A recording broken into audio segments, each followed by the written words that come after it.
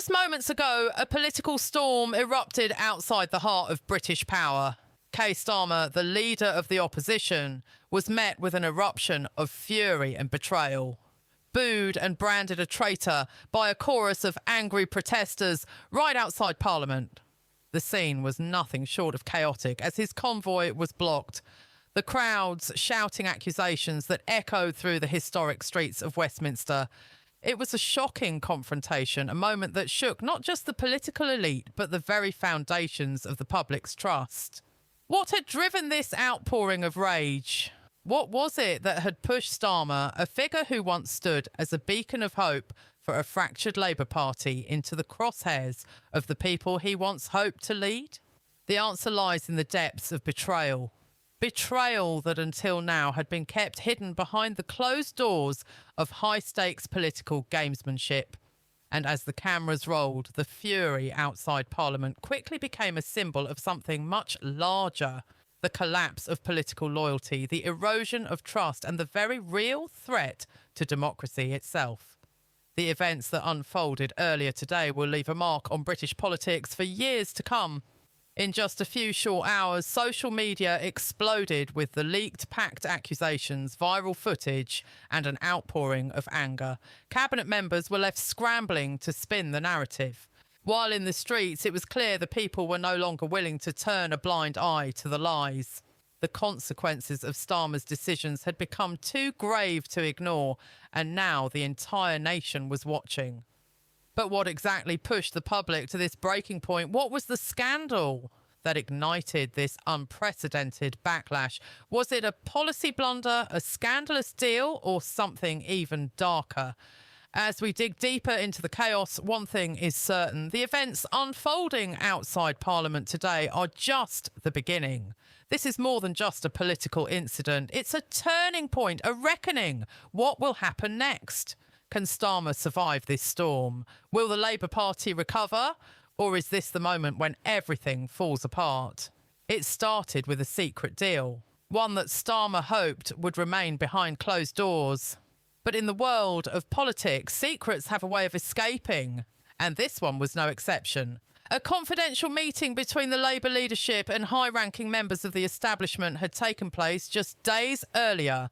Behind the doors of Westminster, a decision had been made that would soon set off a chain reaction of events that no one could have predicted. Keir Starmer, once the figurehead of a party desperate to reclaim its moral standing, had made a decision that would come to define his leadership. In exchange for political leverage, he had agreed to back a controversial proposal that for many crossed a line that had always separated the Labour Party from the very elite they once promised to challenge. It was a moment of moral collapse, a choice that would come to haunt the Star and the party for years to come. The news leaked like wildfire. It spread across the country. Within hours, social media exploded with condemnation, accusations, and outrage. Protesters gathered outside Parliament, chanting the words that would soon become a rallying cry: "Traitor." And as Starmer emerged from the building surrounded by his security team, he was met with the full force of the people's wrath. His face, usually composed and controlled, betrayed a moment of panic. This was not the image of a leader in control of his destiny. This was a man facing the consequences of a decision that had shattered any remaining trust. The protesters were relentless. They shouted, they jeered, they called for justice, but most of all, they demanded accountability. And in the midst of it all, Starmer was left to answer the one question that everyone was asking: how could a man who promised to bring change to the country become so entangled in the very system he once promised to dismantle? The cameras were rolling, capturing every moment, every jerk, every reaction. Inside the government, the shockwaves of Starr's actions reverberated, but there were whispers of rebellion among his own MPs, some of whom were already contemplating their future in the party. The media, ever hungry for scandal, pounced on the story. It was not just about a protest anymore. It was about a leader, a movement, and a political party at a crossroads. But behind the anger of the protesters, something more sinister was brewing. This was not just about policy. It was about loyalty, trust, and the very soul of the Labour Street Fury and Media Blitz Party. And as Starmer stood there facing the fury of a public that once trusted him, the question remained, could he salvage his reputation or had he betrayed it beyond repair? As the protests outside Parliament grew louder and louder, the storm inside Westminster was beginning to reach its peak.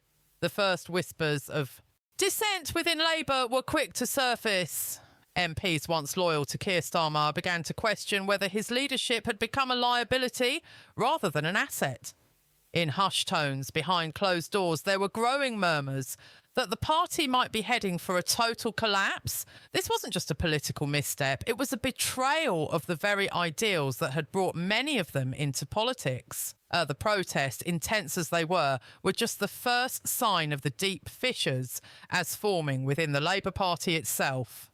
Starmer's once solid position as the head of the opposition was now under threat. Within hours of the incident outside Parliament, figures from both inside and outside his party began to voice their disillusionment. Former allies turned critics were quick to step forward, eager to distance themselves from the growing scandal. The media, having smelled blood in the water, began to circle, demanding answers, digging deeper into the secret deal that had triggered the public outcry.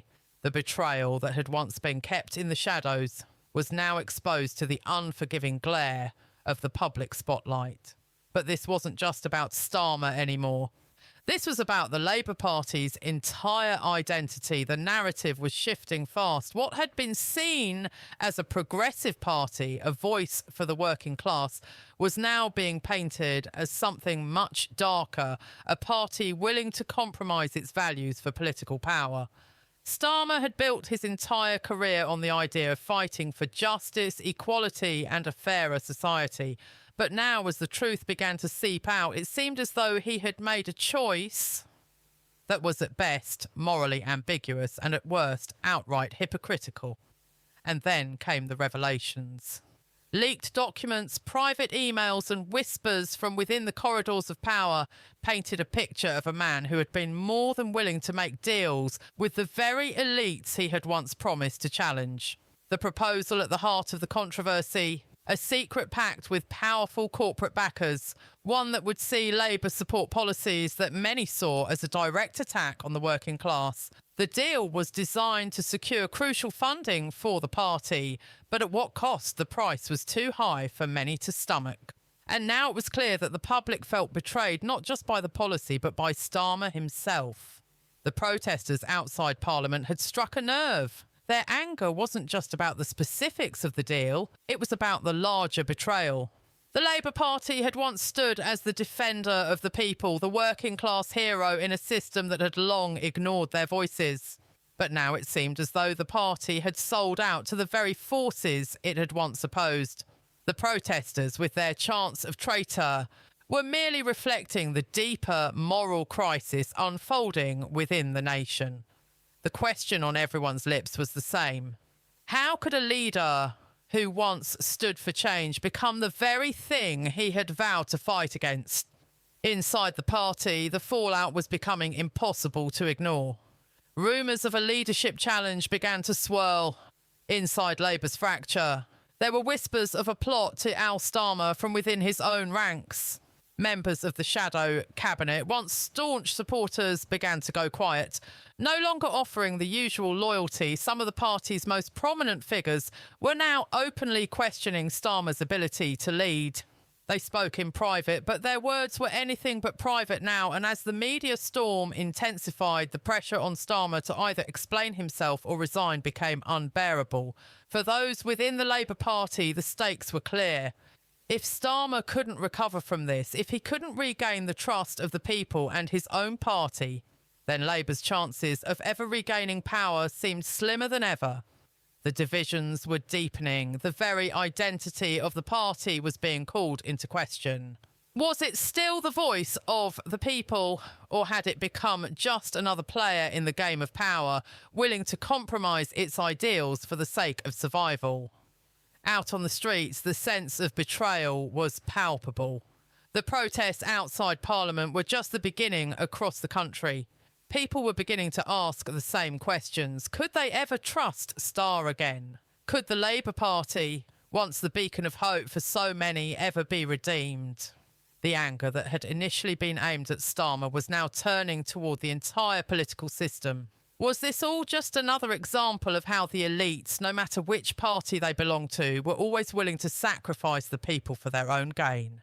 But the real danger for Starr was not just the protests, not just the media frenzy, not even the rumblings of a leadership challenge. No, the real threat came from within the ranks of his own party.